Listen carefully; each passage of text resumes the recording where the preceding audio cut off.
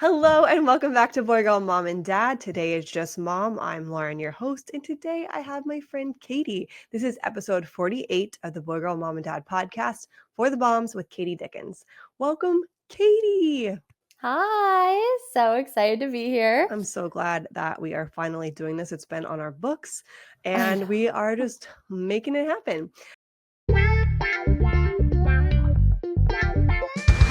Boy, girl, mom and dad here for the good times and the bad. Gender norms and stereotypes to making sure that the butts are wet. Boy, girl, mom and dad want grown-up time, you're going mad. It's a trip, but we'll guide you through with tips and tricks for boys and girls too. Katie is a certified pre- and postnatal coach. She is a connector and the founder of For the Moms. She celebrates the true meaning of boy, girl, mom, where you're not alone unless you want to be. And like I said, Katie, most importantly, is my friend. And I'm so glad she is here today so that you can learn from her and hear from her and hopefully take away some helpful tips and maybe even decide to go with one of her plans, programs, or if you're lucky enough to be in Los Angeles, come to one of her events. Welcome, Katie. Do you have anything else you want to add into your little intro that I may have missed? Well, thank you for having me. We have been wanting to do this for a while, so I'm so excited to dive in with you and just talk about all the things and just create a space like you do to be able to have those conversations. So I'm just excited to dive in and get this started. Yay. So before I go into the meat of the episode, we always have a tiff. And so it sounds a little bit more like aggressive than it is. When Nick and I do it, it's usually something that we maybe disagree with, or maybe we do something that's different than other people do it. And so today I wanted to talk about just having our children on social media and showing them. And the reason why I wanted to ask you about it, I guess let me set up the question is like, are you for or against putting your children on social media? And the reason I wanted to ask you is because you changed your mind in the middle of, I guess, your social media career, if you want to say that. And so I just wanted to give you space to speak to that and your thoughts and opinions on it. Yeah, I love how you said I changed my mind because I totally did. And I think it's just a theme in itself for motherhood is you're doing everything for the first time. So things are going to pop up, things are going to happen, conversations, feelings, and you're just adapting and you're going with how you feel. So, yes, for the first year, I shared my daughter on social media, didn't really think anything of it. I mean, my whole vision for my brand is moms, and I'm a mom. So I'm going to share my baby and the lifestyle and what she uses and day to day, whatever. And then there was one specific day that she was around 1 year old. We were on a walk, and this older man, I just felt weird vibes. He came up, he was like talking with my baby, and he was like saying how beautiful she was, and I don't know, I just, you know how you could just tell if something just feels weird. And I just felt like really weird about that conversation. I remember pushing her away, removing myself from the situation, from the conversation, and being like, oh gosh, I'm so glad I was able to remove myself from that conversation. I didn't like that. I didn't like how he was looking at my baby. And all of a sudden, I had this like parallel moment of I show her on social media. I show her every day. I show her face. Who else is out there that might be kind of creepy that is looking at my baby? I don't know. I just had this weird moment of I'm not in control of removing her on social media if I need to, because you don't know. And then I said, I'm done. And just from that moment, which is like I'm saying, I feel like it's just sometimes you just have your own feeling, your own situation that makes you do certain things. And before, didn't think anything of it. I had a weird encounter. It totally made me think about social media. And I just said, you know what? I'm just not going to. I mean, I was doing like brand deals with her. I did all. And then I was just like, I'm just not going to have her on social. So I just show her from the back. I still show her. I just don't show her face. Just a personal preference. Yeah, no, and I totally respect that. I feel like I like pull back. There are certain things that I don't do. Like I've never shown my daughter's like chest area. It just like I don't know. I just like, you never know who's looking at stuff. And I've had questions of like, well, why don't you cover like your son's chest area? I'm like, I don't know, because that's not what's been sexualized in our like culture. Um and Totally. yeah, you're always able to change your mind. Um, Yeah. and I think that in every other area of life, you learn and you like course correct. You do something and you're like, oh, I'm going to keep doing this, or I don't want to do this. And I think that one of the biggest mistakes you can make is think that you can't, turn around. Like a silly example, but I have a my natural, or let's just say I lack the natural compass in my head as far as like directions go. And so I've been like walking on a street and realized that I'm going the wrong way. I can see the map on my phone. I'm like, but I don't want to just turn around in the middle of the street. So I will walk to the end and then go around or something silly just to, not look stupid. But I feel like this is a Right, case right. where you can stop, you can turn around, and it doesn't matter what people think about you because they're always going to think something. So you might as well just do what is best for you and your Totally. family. So don't feel silly or stupid or dumb if you like change your mind or you wish you had done something differently. Like you're just learning too. Just like, we're supposed to be like, not kind isn't the right word, but we're supposed to be like kind to our toddlers and be like, they're just learning everything for the first time. Hmm. And we are also learning things for the first time. Sure, we've been around for longer, but we are also But the learning how to first do time in things. this role, Yes, exactly. So yeah, all that to say, whether you do or don't, I would just be informed and make the best decision for your family. So yeah. totally. And yeah, I have like, who knows if I'll, show her face again. I feel like there's no black and white answer. That's why I feel like it always kind of goes back to your feeling. However Mhm. you're feeling, go with it Yeah. and go from there. Yeah. And that's all you can do.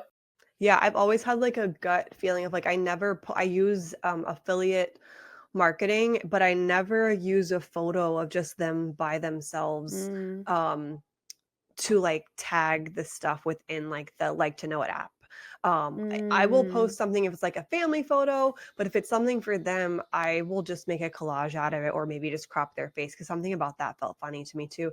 And I know, mm. I don't remember if it's like California and Oregon, but there's a couple states who have now made it to where if you use your child in social media, you're required to pay them, which to me is a no-brainer, but I guess Mhm.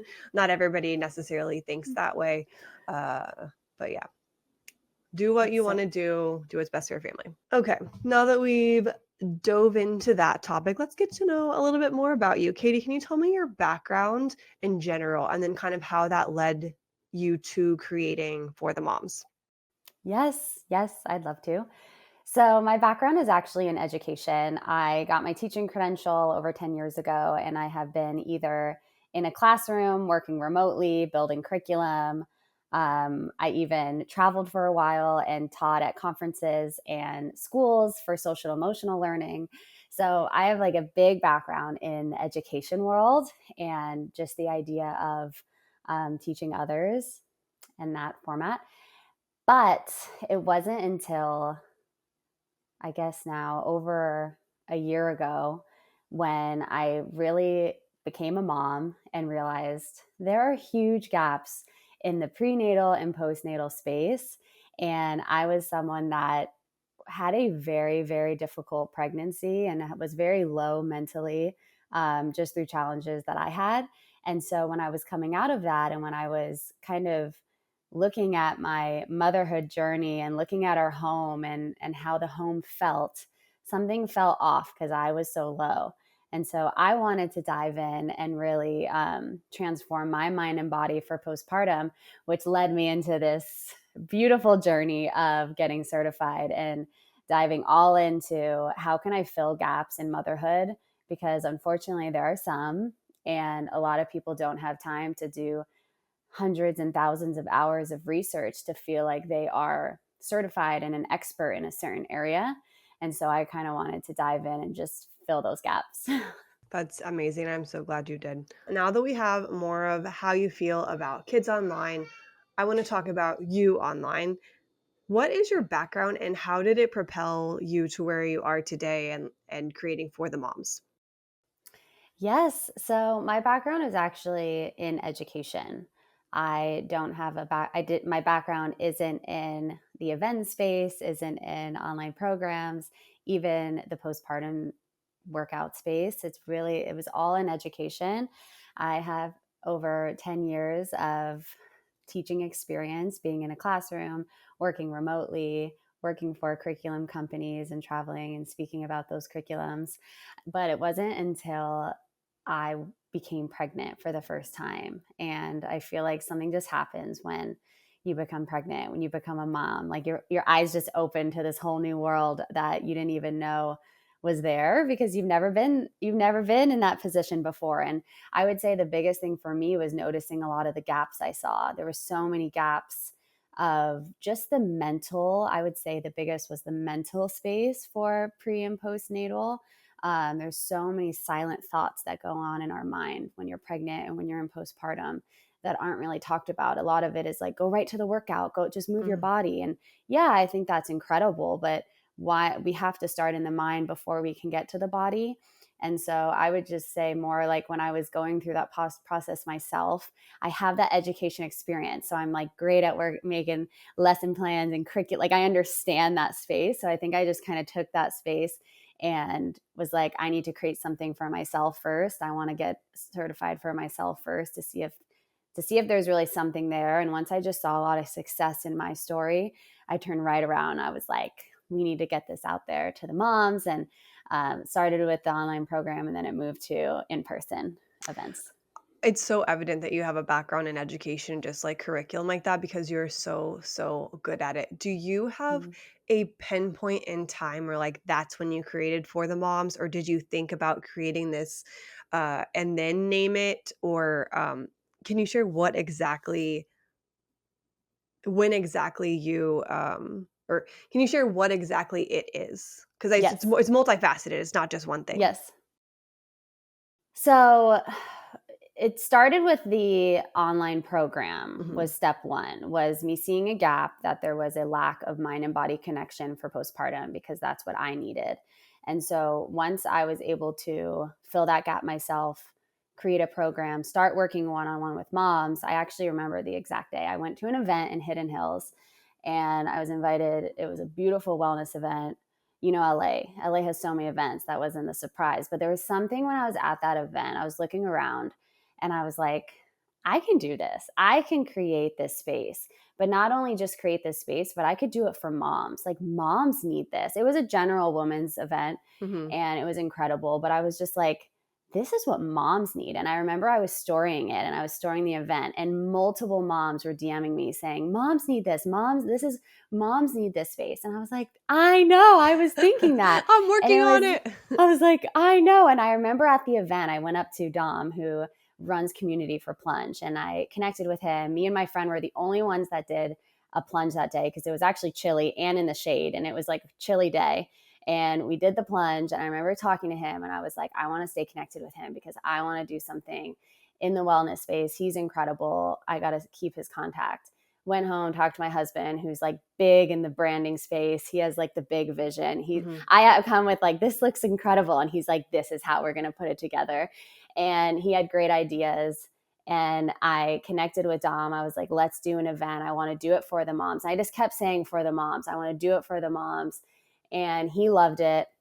The flyer for that event was for the moms. It wasn't my brand yet. I was just like, and it was all caps. I was like, this is for the moms. I want the moms to know that this wellness space is going to be for you. And it's not just going to be a reset. I want to give you so many brands that are so incredible, because this is not just about coming to an event. If moms are going to show up, that was a big thing. If moms are going to show up and leave their kids, I want them to come and get a reset, feel like they're in a safe space, feel so loved, but then also get gifting that they could bring home with them, like actual wellness tools that they can continue using, whether it's beauty or wellness or whatever it is, that they can continue to give themselves those small wins at home. And so it started with the flyer for the moms. And then I was like, I love that.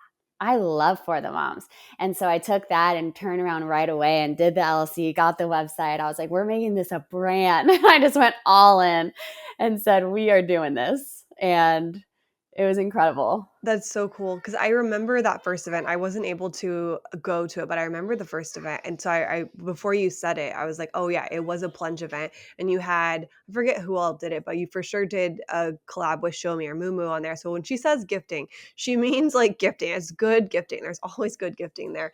But I also didn't realize that you hadn't like claimed that as the name for it. 'Cause Not it yet. just Yeah. fits so well with it. It goes so well. It makes so much sense. I know, and it was kind of after that event, I was like, "I am using this. This is gonna be the name." It's kinda cool how it organically just kinda came out through conversation and putting it on a flyer and then being like, "That's the name. That's Yeah, what it's gonna be." yeah. No, I love that so much. You kind of already answered it, but I wanna go ahead and ask, like, what makes you different? What what makes your courses different? I guess let's back up for a second because I wanted to make sure people understood that For the Moms is not it is an event space, but you also offer other things. Can you say real quick what all you offer? Yes. So I would say the most like intimate package I have is I have one-on-one coaching, which is a really special space. It starts with an 8-week program where I literally come alongside you and I start wherever you are at and we go through this journey together. I give you the framework, I give you the templates, the workouts, the journals, the routines. I give you everything. But I am there showing up with you and we do it together. And then after the 8 weeks, we can continue to work together. So I have my coaching and then I'm about to drop my downloadables, which I'm really excited about because I can only give myself so much to incredible moms around the country. And I was like, how do I make this like bigger where anyone could just download this? Anyone can just do it. And so I'm putting it on my website, hopefully done this week, where you're able to Perfect. download the entire program, or if you just want the workouts, or if you just want the journals, you can kind of do a la carte as well. And you can purchase that as well. So I'm really excited about the downloadables. But then, yeah, and then the most fun is the event where we're able to all come together and have an incredible experience in LA. Yeah, so right now, all the events are just in LA. Not to say they wouldn't be other places sometime in the future, but right now they're just in LA. You can do calls from anywhere though, and you can obviously do downloads anytime and not be restricted by time zones and things like that. But I want you to tell people because I kind of already know because I get to know you like as a person and as a friend, but like what makes you different? What makes your courses different? What makes your events different? And then also like what are your certifications too? Because I think it all kind of plays into like why you are special and why For the Moms is special. Yeah, I think it all stems from a personal experience. When you go through something traumatic, I would call my first pregnancy traumatic. I didn't know I had prenatal depression, but I totally did. And when you go through something so real and then you come out of it so strong and you understand exactly what you did to get strong, there is a passion inside and a fire inside of you that you can't just like write up and pretend to have. And so, step one for me is always just like the journey that I've been on and the journey that I am on. It's a relatability that it's not, I didn't read something and relate. I'm living it and I understand it. And when I come alongside you, when I cry with you, when I listen to you, I'm truly understanding what you are saying because I've been there. So there's just like a relatability that I think goes beyond that just moms understand. But when it comes to my program itself, when it comes to my vision for what I do, I would break it into like two categories. The first one is the connection of the mind and body. I saw as a huge gap. Like I mentioned, there's so many programs about like getting your body, after postpartum, how can we get back? And for me it was like, okay, yes, I had gained a lot of weight when I was pregnant, but it wasn't about the weight gain, it was about feeling good, it was about being present. How do I get my mind in a clear space so that I'm able to be my best for myself and my family, my home, and what this family that we have. So the mind was so important for me to connect, just as important to the body. And I make that very clear with my clients, with my events. This isn't just about our body. This is about understanding the power of our mind and the words that we speak and the thoughts that we have so that we could connect that to then our body. And there's the connection that I think can get lost in postpartum, but it's such a beautiful thing once you understand it. And that's what keeps you consistent and I feel like on a good journey. So there's that connection that I think is very different. And then the second one, especially for my program, is the pace of my program. A lot of programs are like this 30-day challenge, let's go in and out. But the problem with challenges is after you're done with a challenge, you kind of revert back to your lifestyle and who you were before and a burnout. And you have to almost like reset in a way. Where my program, I call it like a foundation. We're creating a foundation for the rest of your life. We're going through 8 weeks together in a very slow pace, one routine a week, workouts 3 days a week, only 20 minutes, journal prompts that are like so specific to motherhood. Everything is very calm and on your own time, because if I throw everything at you and say this is a challenge, it is so overwhelming as a mom. And that's why I think going back to my first relatability of understanding just the highs and lows of motherhood, I'm like, that's not relatable to give a mom this challenge and you're all in and they're just going to feel like a failure because they're not going to be able to complete that. But why not go slow and actually go with what's in our home, what's around us that can make us feel so good throughout our day, that's going to slowly build on this momentum to completely change our lives and make it a beautiful thing that maybe you don't believe in the beginning, but you definitely believe by the end of 8 weeks. And then that continues onto your journey as a mom. That's so good. I just have like so many like thoughts and plus ones to everything you just said. One example would be like I did physical therapy uh after like postpartum. I wasn't cleared till 6 months after the twins were born to work out just because of how bad my diastasis recti was and my coning was. And I think part of the problem was I had at one point I was given an intern and she just piled on all of my exercises, and it was to the point where I was like, I don't have the energy to do these, and there's so many I feel like I've already lost, and I just didn't do them.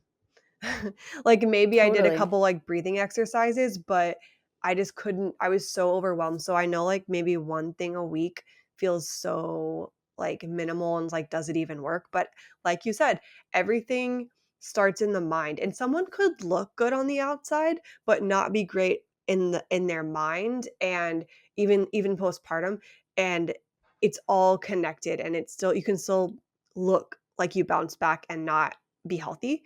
And so just it's Totally. so much in the mind, and that's why I love that you kind of like start from the bottom up, and why you need a good base, because you're gonna have hard days, you're gonna have bad days, but when you have that base, it's so much easier to not bounce back, but stand back up again is what I would say.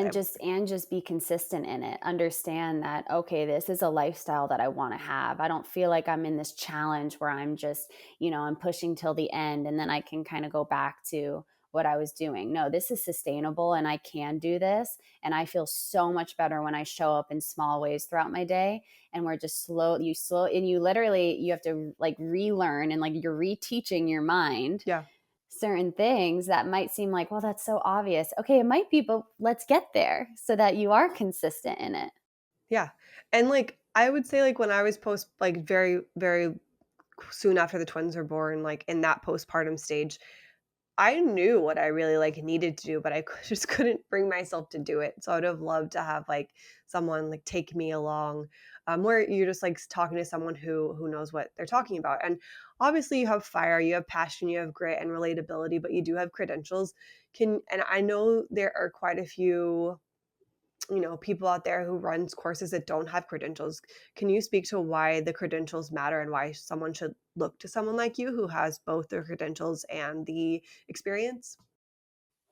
Yes. I mean, I would say for me, it definitely stems to just my educational background. I love to learn, I love to research. Before I even got certified, I spent months just researching and reading and watching videos and just learning about the space. And then I wanted to just keep going deeper and deeper. And I wanted to get certified. I think when you get certified, you go in such a deeper level where it's just formatted in a way for you to fully understand what you're trying to learn, especially in the postpartum space. It's like another language. Yeah. When I talk about the pelvic floor, when I talk about the core canister, 360 breathing, neutral alignment, all these things that are so important. You really want to know what you're talking about, because when you say, oh, you want to breathe through your movement, you want to be able to explain why. Your diaphragm is connected to your pelvic floor and the connection that has together. So there's just like little things that are so important for you as the coach to be able to not just tell them what to do, but explain why. Yeah. My biggest thing is empowerment. I want you to feel empowered with your body. Unfortunately, another big gap is just that idea of knowledge postpartum. When you're leaving the hospital, you're not getting this nice little pamphlet with visuals showing you what exactly just happened to your pelvic floor, how to heal it, your deep core muscles, DR, like you mentioned, like all these things that can happen to our body, we're not just given. And so I kind of took on this role of, I've done a lot of that research. I have gotten certified.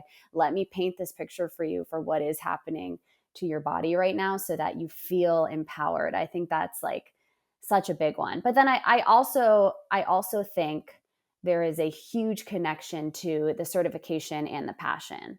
I think someone can get certified in 100 different things and not have passion or relatability. And there is a difference. So I actually think there's like a good balance of what you've been through and the passion you have and the story you have for you, and the credentials that you were able to get and go a little deeper to be able to have this perfect little full circle of what you're able to offer.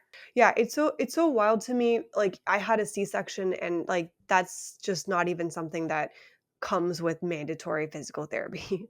Or you would think like they would talk about your core and all of that, especially for C-section moms who, just had all, what is it, 7 layers like torn through, but they don't. And so it's just like you said, it should come with this manual, and it doesn't. And I'm so glad that you have created it.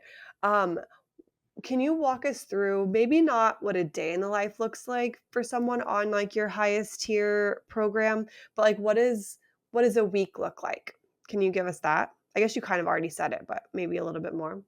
No, but I love how you differentiated a day from a week, because also one of my biggest focuses for my program is that I want them to look at a week at a time, not a day at a time. When we Mm, focus on a day at a time, there's so much more room for feeling like a failure because you couldn't show up one day. And with motherhood, you don't know how your night before is going to be. You don't know how you're going to wake up with the baby. You don't know how your day is going to be. yeah. And so it's really important that you look at your weeks and not your days, because the biggest thing for me is that when you have a day where you just can't show up for yourself personally because you have a lot going on, maybe a sick baby, a teething baby, a not sleeping, whatever it is, and you're just like all in that day, I always say it's about how is your mind going to show up the next day? Hmm. Let be in that day. That's totally fine that you have an off day, but how are you going to show up the next day? What is one little thing that you're going to do for yourself? Because what that's going to teach your mind is the next time that happens, the next time you have an off day and you're just all in and feeling overwhelmed, you're going to remember that feeling you had the next day you showed up and that little thing that you did for yourself. And that's going to build and build and build to where when you have those off days, you're excited, then you become excited for the next day. And that's the mind strength growing. That's like so beautiful, is when you start getting excited for how you know you're going to feel the next day when you have that small win. So I like how you said we set up the week, definitely the week. My program is set up for everything is pretty much inside of your home. The only thing outside of your home is one of the routines is the fresh air and getting outside with walking and being thankful and speaking that out loud and really being intentional with that time. Other than that, though, every routine is done inside, because the whole point is, I'm a mom, I get it. How can we feel small wins when we're inside throughout the day? One of the small wins can literally be 30 seconds. One could be 20 minutes, but how can we feel them throughout the day? So a typical week is really you're journaling every day. I initially start it with whenever you have time. I like to slowly make it to the morning because I like to set up our day with that mindset, but I don't want to start there. Where can you fit it in? And if nights are better for you, we're going to keep it there. But where can we fit it in throughout your day? When are we mindful to pop that in when we have a couple minutes to do our journal time? And then the movement is only 3 days a week initially, then it turns into 4. But again, it's 20 minutes, and it starts with just body weight too, where we're understanding the foundation of our body. Hmm. And that's the big thing about my program the whole time is I'm giving it to you. Now you find the time that you can pause and just open it up. You don't have to think about what to do. You don't have to think, oh, well, I have this time. What should I be doing? I'm giving it to you. And then you're able to lean right in. And then we celebrate it together right after. And then the last part is really just the routine building. So each week we add one routine. So depending if you're in the beginning or end of the program, once you get to the end, we have all the 8 routines, because through those 8 weeks, after you've added each one, you've been so intentional with celebrating it that by the 8th week, you're like, I can do this. I can have these in my life. I want this in my life because I feel so good. I feel good. I'm making my home feel good. My marriage, my baby is looking at me and being able to feel something that maybe they weren't able to see. They're learning from me. That's like huge. You're learning even non-verbally from what I'm doing. So just kind of connecting all these dots, you're like, okay, I feel good doing this and I can do this. And I think you already said it, but just to confirm with people listening, like obviously the idea will be to start this as soon as like you give birth, but no time is too late to start a practice like this. Yes? Absolutely not. The only requirement for the program, since it is movement, would be that 6-week mark, simply because honestly more of that liability. I start with moms in their 3rd trimester as well, because I can start with the mental side Mhm. and the stretching and the birth prep. Yeah. And then we kind of go in, and once you get cleared, we dive into the movement. Yeah. You technically could do the movement before being cleared, but that's just one thing. Yeah. I'm like, okay, it's a workout. I should probably have that be cleared by the doctor. But No, totally. yeah, besides that, and then I have moms I work with up to 3-year-olds.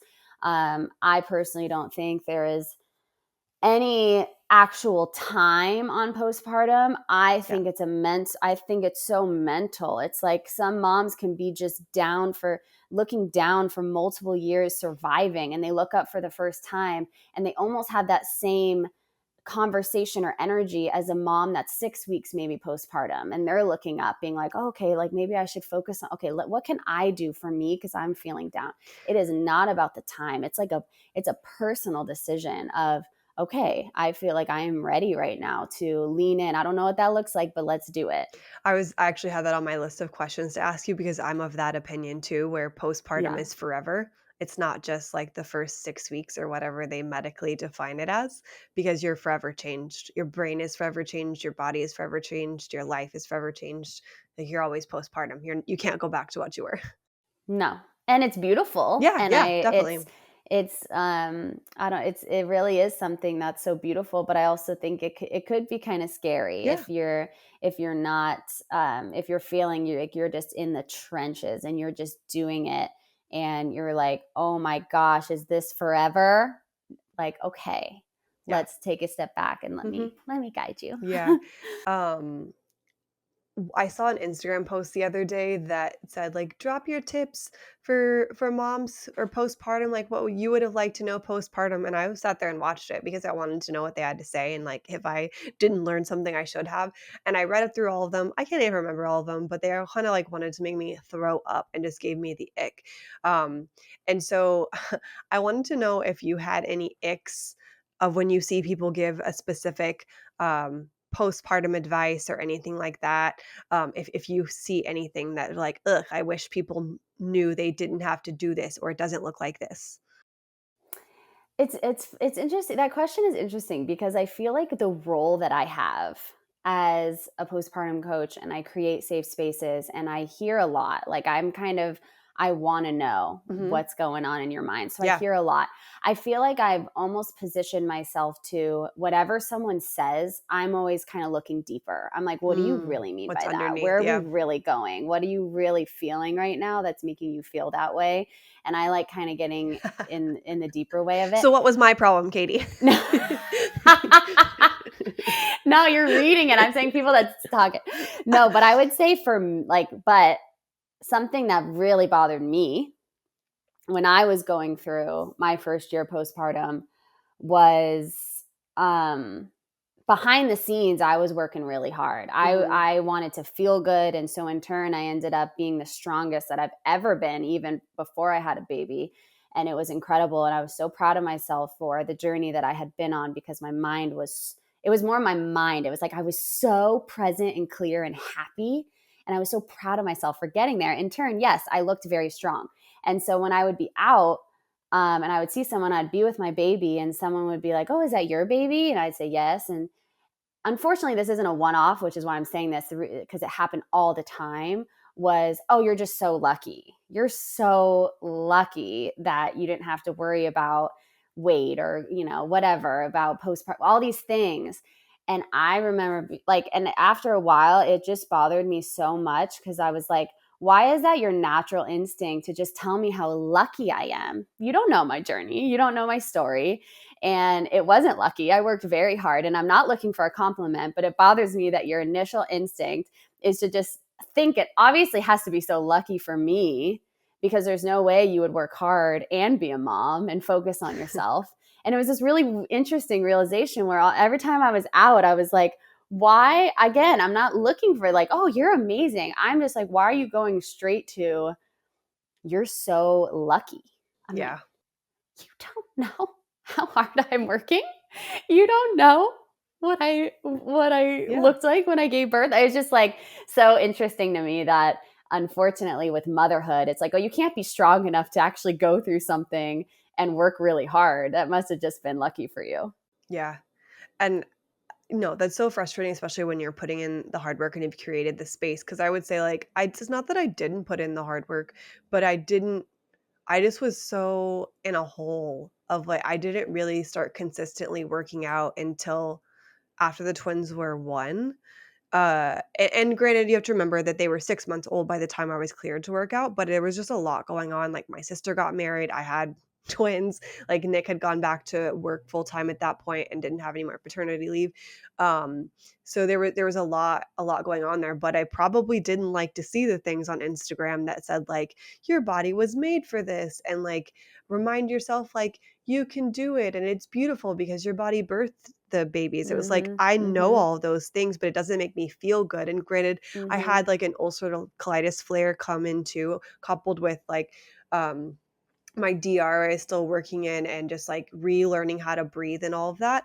And so I Mhm. wasn't happy in my body and I didn't feel good. And so like I was like, I don't even Mhm. care what the scale says. Cause Mhm. honestly, I lost pretty much all the weight, Mm. once the kids were born, and it was maybe, like, a final, like, 5 to 10 pounds, but it wasn't about the scale for me, it was, like, how I looked, like, none of my clothes fit the same, like, my rib cage Mhm. expanded and was once, like, very small, Mhm. and so I was just, like, all everything was messy, in my brain, and then Mhm. it just translated to how I felt about myself. So to your point about like what's going on under, like there is always something going on. And that's probably why those things felt icky to me. Cause I'm like, the people who would say that to me though, I never once thought like, oh, they're lucky. But I'm like, Mm, mm, I mm, know what you looked like the whole time. And not there's nothing wrong with that. But I'm like, it's not the same journey. We're not on the same journey, and mm, so I'm so mm, glad you were able to feel mhm, that the whole time, but I didn't, and it's not helping me, and it's mhm, making me feel worse, so I kinda need to mute you on mhm. Instagram.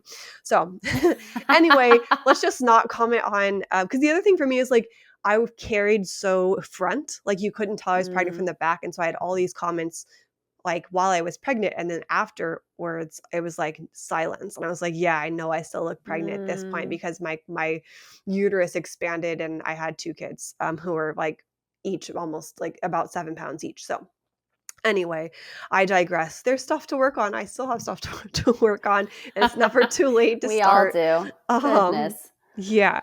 Looking back at your postpartum journey, was there anything that you would have done differently?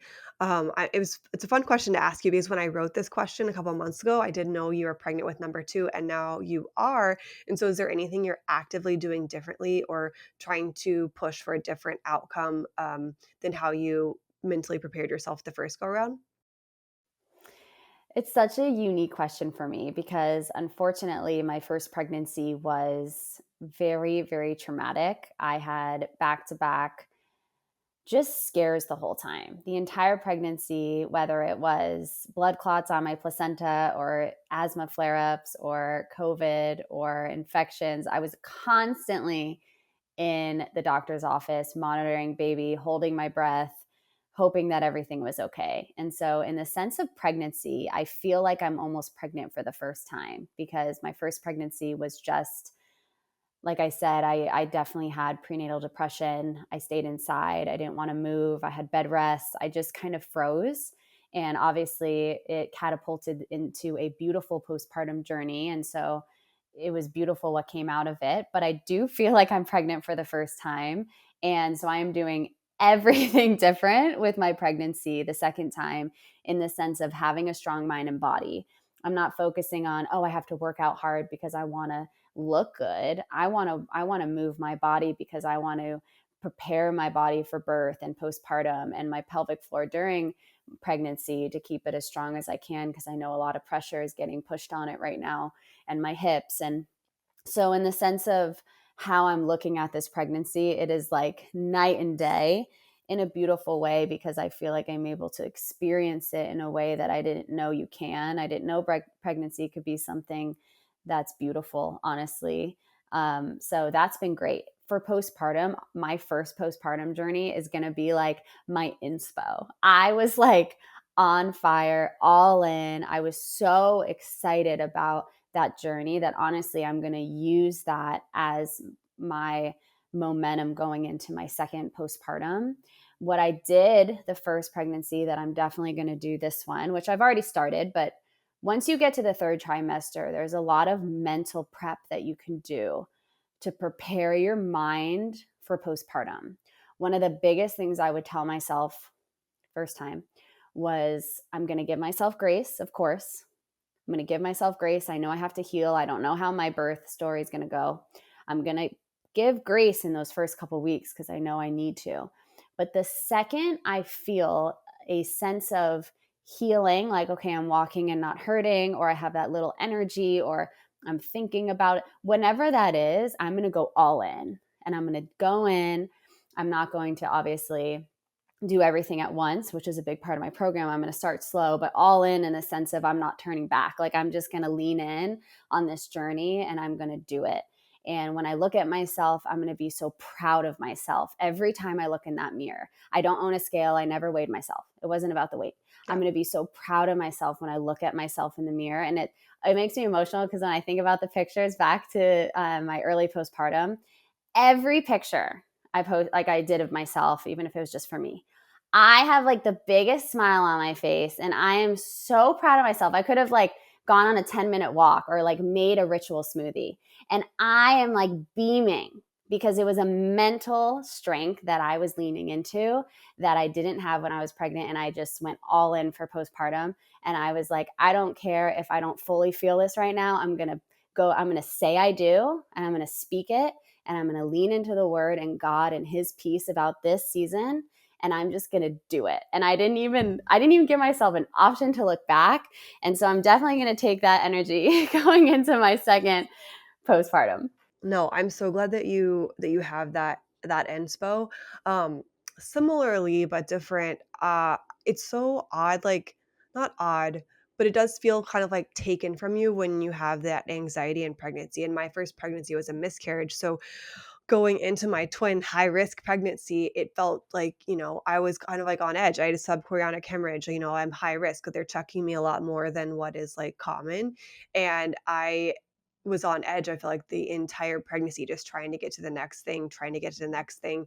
To the point where I even wrote like a whole post on like pregnancy after loss, just to like let people know you're not alone. Just like every time you go to the bathroom, just checking to see if there's the blood or something like that. So I think like Katie's saying, the mental is so important and can lead you into the postpartum time, which again, like you talk about all these things, not you, but the collective society talks about like, this is what you do before birth, and they have all these doctor's appointments, and like they read all these books for like after they're here, but then nothing really like for you as the mom to try to rebuild your strength. I mean, there's the content creator like Lindsay Girk is her name, who was like the Get Your Pink Back, and who talks about the flamingos and like how when they give birth, they lose their pink and it takes them a while to get their pink back. And so you're just trying to like find yourself again. And if you have that mental base that you're talking about, like you have a huge leg up, because you're like ready to go to battle essentially, and like trying to like keep going, which I really love. I um kind of already mentioned about how my physical therapy, how I got overwhelmed, and I know what you would tell me back then. um, you know, if I was like, Katie, what should I do? You would tell me like to take like smaller steps and like celebrate my small wins. But a question for you for like me as today, like whenever I sat down today, or let me just paint the picture of my morning. So I got up at 5:15 and I did Pilates at 6:15, came back, took a shower, had breakfast, helped Nick with the kids. My nanny got here at 9. And by the time I've like sat down, my hair is still wet. I'm not fully ready. I'm just like, I don't even know what to do today. I need to refill the pantry because I've been out of town for a week and like there's nothing left. I need to put away laundry. I need to respond to emails. I need to do some research. I need to do some outreach. I'm just like, it's all important and I don't even know what to do. And now I'm just here like a deer in headlights. Like, what would you tell me right now to do? Because I feel like other people experience this to where like when they have a second, they're like, do I fill up my own personal mom cup? Do I fill up my professional cup? Do I tend to the house that depends on me? What do I do, Katie? Yes. Yes. So for me, I would say the biggest way to set your days up for success is the night before. Yeah. And that has been the biggest game changer for me. It has been something that I have seen so much success for in my clients. And not only setting the day up the night before, but with your partner. Mm-hmm. Having a conversation the night before with your partner about your next day. I literally want like a visual painting of the entire day. What does your day look like? What's top priority? Do you have calls that you need, whether it's, your partner or your nanny, whoever it is, if you're at home, to help you with, and that's like top priority? And then it's like, okay, then I have this and this. But I make sure one of the top priorities, one of the things up top is for you. So like, yes, you got in your workout, which is incredible. And I know that felt amazing. But I also feel like your mind was probably maybe rushing a lot because as you're in the workout, you're still thinking about your day and then you get home and then you rush right into it. I would love to have some type of moment where you pause in that morning routine that you have and do some type of, whether it's journaling or speaking out truth or reading your Bible, whatever that looks like, where you're literally just you're stopped for the day, right? Mm-hmm. And you're like, I need to fill me up in a way that I can't do physically, I could only do mentally. But then back to having the conversation with the partner, instead of rolling into your next day, and let's say you're just going through the day and you wish so badly you had those 15 to 20 minutes to maybe run to your favorite coffee shop or to get in maybe a workout if you were at home or an important call. Instead of wishing and getting frustrated in that day, kind of leading into like a frustrating feeling, the night before when you have that conversation, you're saying that is what I would love to do. They're aware of it. You know the time. It doesn't have to be exact. Things can always kind of happen, but at least they're aware of it. And then okay, I'm going to get that time tomorrow, and I could feel that peace about that. So when I'm going through my day and I'm working, I know I'm going to have that. And it's such a game changer, this mindset, than kind of going through your day and being like, I have so much to get done. Or maybe the conversation with Nick the night before could have been like, I am so excited about this brand that I want to have a conversation with. That's a top priority for me tomorrow. Is there Mm-hmm. any way when I come back, I can go to the room and write this email or have this conversation? And then, setting up, coming back from Pilates, like you feel good. Like, I know I'm going to have that conversation. I know at least that's going to be a top priority so that when I come out, yes, the day can be hectic, but there's something about like you priority and then obviously work priority that you are just feel peace about knowing at least I'm going to conquer that. And my partner is aware of it in the home. That's good, like for the support. When I worked corporately, I carried around a notepad that I would write down like everything I needed to do, and I had it like in different sections. And then I put a post-it note at the top of it, and I put my top like 3 to 5 things to get done that day. I think it would work for me now, but I just have so like I feel like like a dog with a squirrel of like where's the squirrel going, and it's just always something different. Like we talked at the beginning of this recording of like, oh, do we have tabs open on the computer? I'm like, no, I don't, but they're all in my brain and they're just all like floating around here. And so I think like, yeah, I definitely need to be better about just like what am I prioritizing today to where I can at least get like one thing done. Cause it's hard for me because I look at the day and I am like, oh, I didn't get anything done today. I didn't do anything today, but I did do a lot today. It just maybe not have what I wanted to get done. And I think a struggle for us right now is that we have like a bunch of sleep issues. And so we don't aren't done putting the twins to bed till around like 8:30, maybe 9, and then they're up a couple times a night and then end up in our bed. So it's like there's no space. And we are losing our nanny. And so she was like, maybe if you still can't find somebody, you can just take the money you would normally pay me and next month and just hire a sleep trainer. So there's some other underlying issues that we Totally. need to But work through. But yeah. yeah. But I love what you said about sometimes ending your day and feeling like you didn't do a lot, but you did Yeah. do a lot. That's like one of my biggest things with my clients, what I did with myself, which is why I am so passionate about small wins, is because a lot of the things that you could do throughout your day could actually be incredible for you, but you're just not aware to celebrate it and to tell your mind to pause for a moment so that when you end your day, you can actually celebrate those moments that you had instead of feeling like it was one fluid motion. Like even drinking water, that's like my most simple example is, you drink water throughout the day. Of course you drink water, everyone's thirsty, but even if you're prioritizing it, you're drinking your water because you know you have to drink your water. But if you're just drinking your water and then you end your day and you're like, okay, I just like my day was busy, it is a way different mindset than going throughout your day and being like, I'm so proud of myself for drinking this water. It is a goal that I have. I'm doing it. I'm finishing it. This is how many I've had. You're tracking it, not in like a crazy way, but you're like, this is how much water I've had. I'm so proud of myself. And you end your day looking back being like, look at the water I drank. I am so proud of myself. It is a Yeah. different mindset than looking at your day as, well, obviously I drank my water, but I was so busy.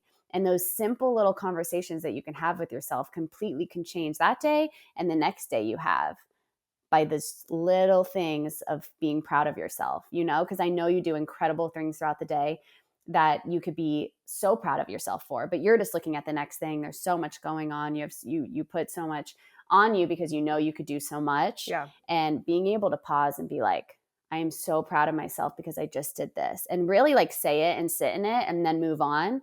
I think those pauses, setting it up the night before, and then those pauses throughout the day completely can change your mind how you end a day than to just go through it. Yeah.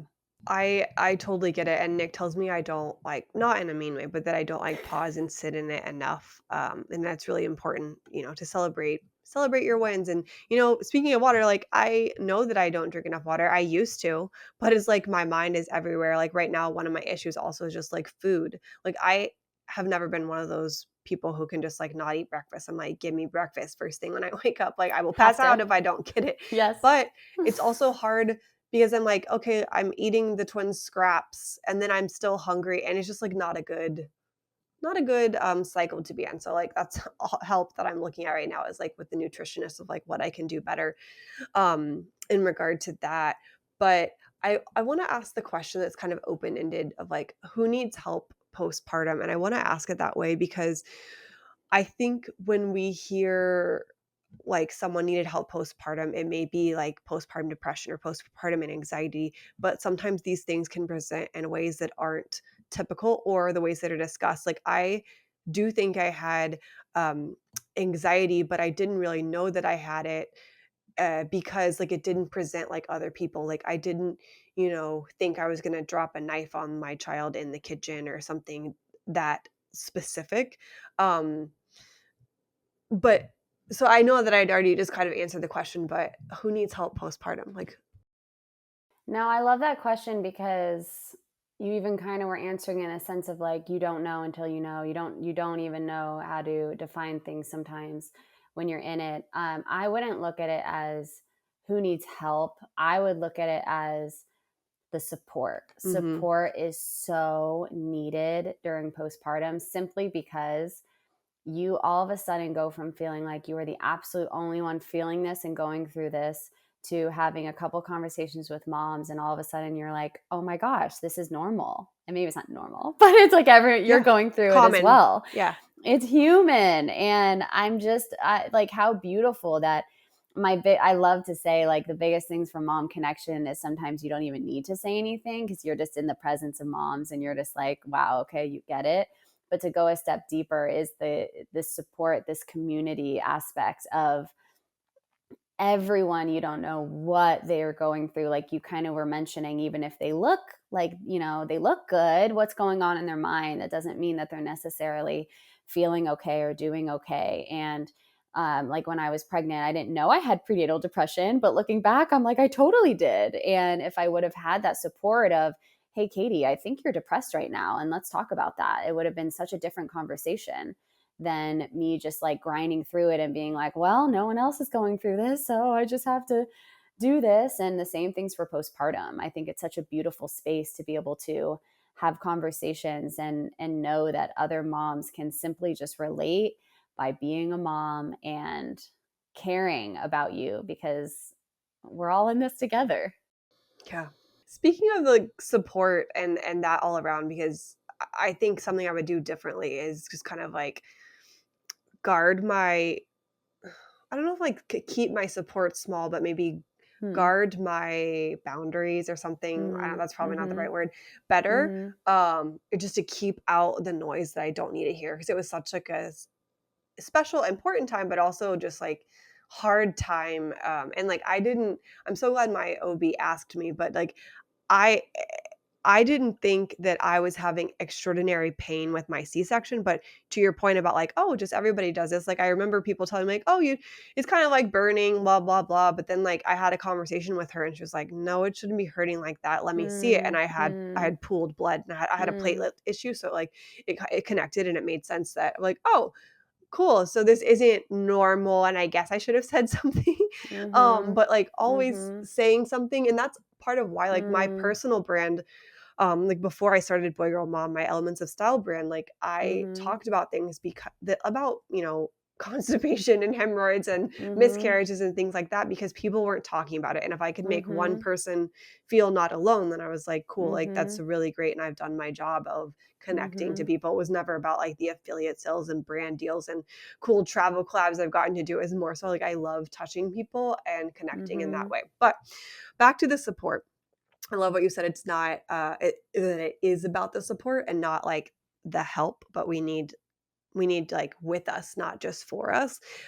What advice do you have for partners or those trying to support their friends or family or spouses in the postpartum time, like the very early time?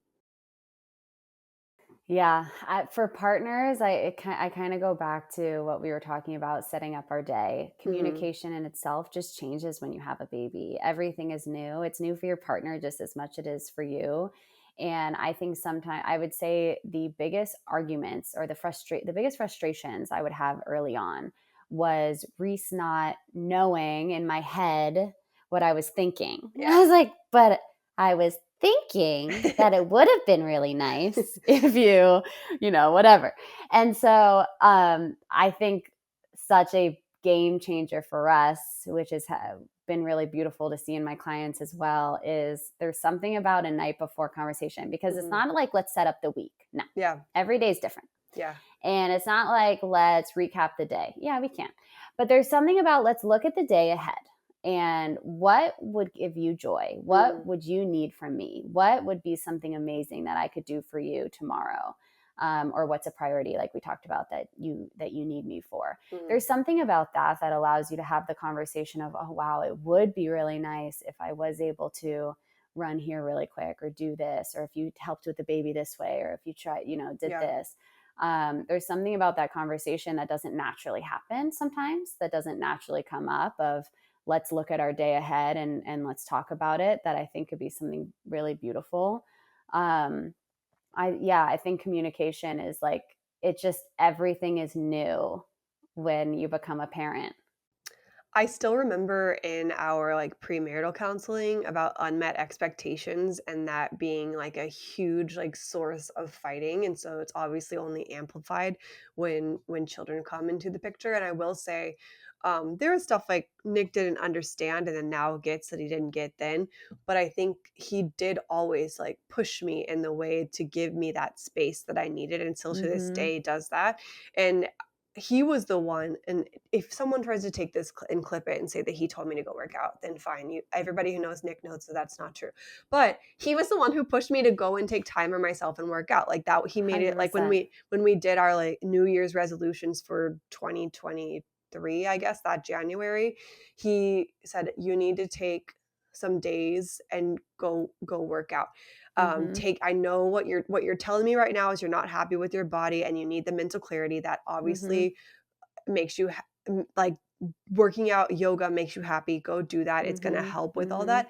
And at the time it felt like so much. And that's why I love how you say like start small, because like it was a lot for me, but I'm like, okay, I think I can do 2 days a week, which isn't a lot, but it's still what I do. And I have like every time I'm in town, if I'm not sick, I'm going to yoga once a week and I'm going to Pilates once a week. And it's just become like baked into my routine of like, yeah, I'm tired. Like I got back from Mexico this weekend, like late, and I was like, I don't really want to go to Pilates the next day. I'm so tired.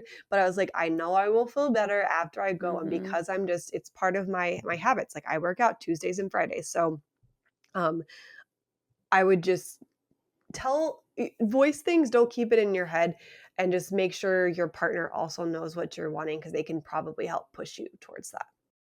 Totally. I am not even obviously considered postpartum because I'm pregnant and I have a toddler. So I'm not postpartum, but I definitely am having like my highs and lows of hormones right now. And definitely, I did a TikTok about this the other day because it's like, I'm certified in this space. I'm passionate. I work with moms. I love it.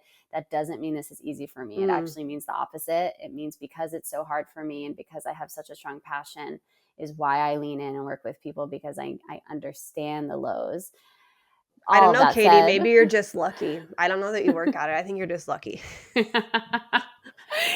all that to say, the other day I was just emotional. I was sad. I didn't know why. I was just down and there was no reason. And that's always the most claustrophobic time, is when I don't have a reason. I just feel sad.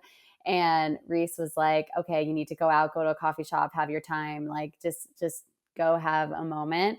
And it's just like you learn with each other. You learn as partners.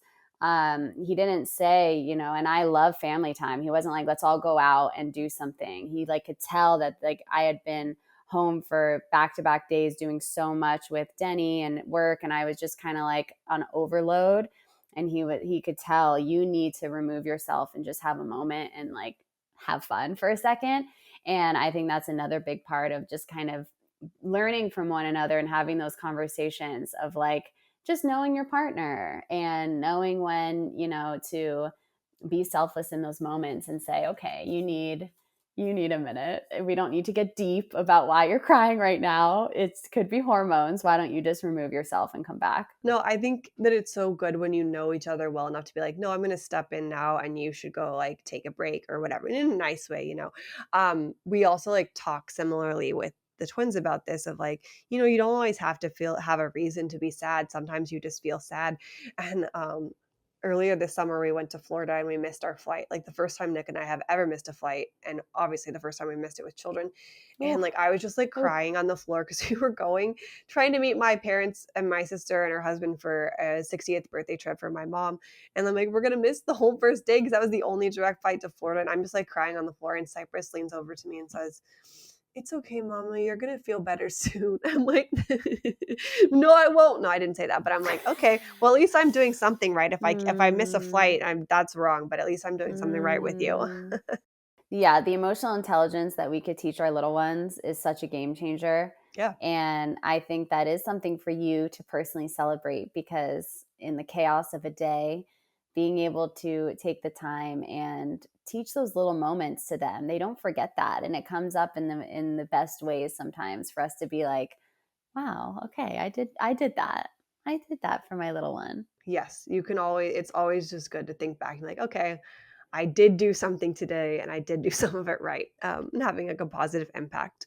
Yes, and speaking it out, like saying it out loud, is a game changer. 100%. Even like last night I was parking in a like parking lot that was kind of hard to park in. It's LA. It's hard, there's limited parking, and when you find it, sometimes it's hard to park in. And I always feel like this, like, oh my gosh, like, what if I can't find a parking spot and I'm late to my event or whatever, or I need to back out and I need to do like a 6-point turn.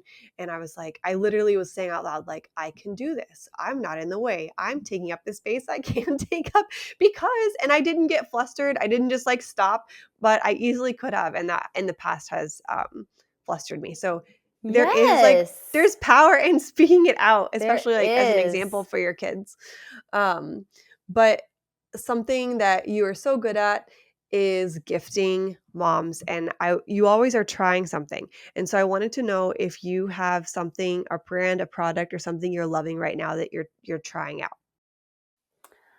That's such a great question because I do have something. I got gifted the other day the Salt and Stone deodorant, the natural Oh, deodorant, and just a little backstory. First of all, I can't wear natural deodorant. Every okay. time I wear it, even when I'm not pregnant, I smell so bad. But this pregnancy with denim, I smell fine. This pregnancy, I don't know if it's a boy thing. And I'm sorry, but I don't recognize this smell. Like I'm like, and I literally have conversations with people. I'm like, what is this smell? And I know like your senses are heightened when you're pregnant, but like it's beyond that. It is bad. I smell so bad. I don't know what it is. So who knows what that is? But the Salt and Stone deodorant, I got the natural deodorant. I was like, oh, here we go. Like, this is totally not going to work on me, but I'm just going to try it. And I've been using it for a week now, and it is incredible. It's a natural deodorant. So it's, you never know, but it is incredible. It not only smells so good, but I smell so good. I do not smell at all. I mean, that is like a game changer for me. I'm going to like shoot it from the rooftop soon because I want to talk about this, and I'm like blown away. Have you tried it? No, I've never tried it before. I've heard of it, but I've never tried it. You have to try it. Okay. And it's like beautiful, and it, Yeah, screws off. the branding is spot on for sure. Is it like glidey? Like I'm thinking of how like Kopari's, theirs was like so glidey, like jelly almost. Or is it No, no? Okay, cool. it's a little more, it's a little grittier. It's Okay. like, it doesn't come on, it doesn't Salty, apply if you grittier, will. but it like, Salt and Stone. It's like stony. Cool. It's like stone rubbing Well, on that's you. awesome. I'll have to look at it. I am Yes. familiar with the brand, but I also that's also funny because I feel like, you smell like what you eat, and I feel like you've been craving like celery and things like that. So I'm like, that doesn't that What doesn't if that's contribute to it? like well, no, I've but been eating so much celery and carrots. Do you no, but think? no, I'm saying like I feel like when people smell it's because they're eating so much processed junk. So like I don't know. I was saying like it's odd to me that you smell because No, you've it's been intense. It's so bad. It's so, and I think the scariest part is I don't recognize myself. I'm like, I don't even Oh, recognize what I'm smelling right now. This is does not me. does Reese recognize it? No. No.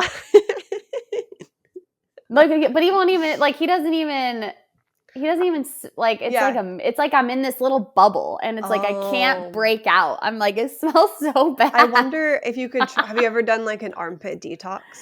Where you do, like, the No. benzoate clay and you mix it with apple cider vinegar, and you mix it in a glass bowl, not metal, 'cause it's Oh, I just have better, that. and yeah, and then you put it in your armpits like a mask, and it is like a detox.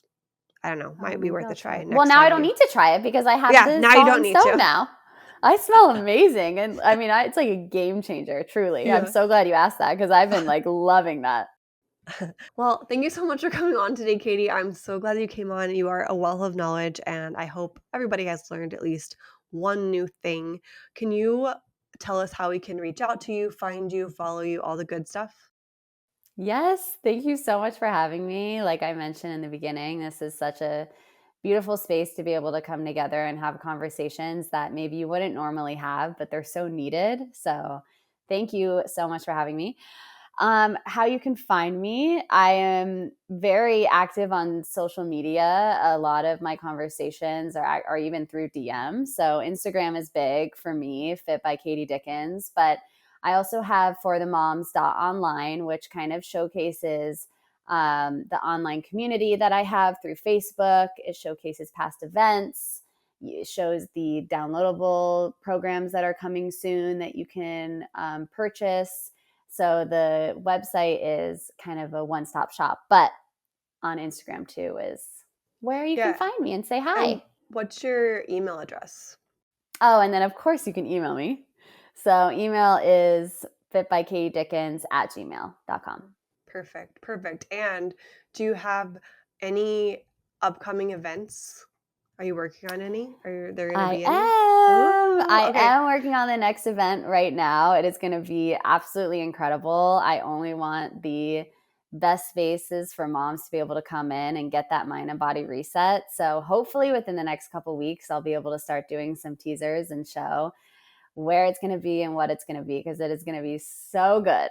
She'll announce it on her Instagram, or you can do the little like alert, you know what I'm talking about, right? Alert and like be told when she posts. She'll post it Yes. there. They're limited spots. You got to come and grab them, set your timer because you don't want to miss Yeah, it. yes, I drop them on my story, and within an hour they're usually full. So yeah, it's definitely a space where I like to promote it for a couple of weeks so people know it's coming, so that once it's live, you can jump in and get your spot.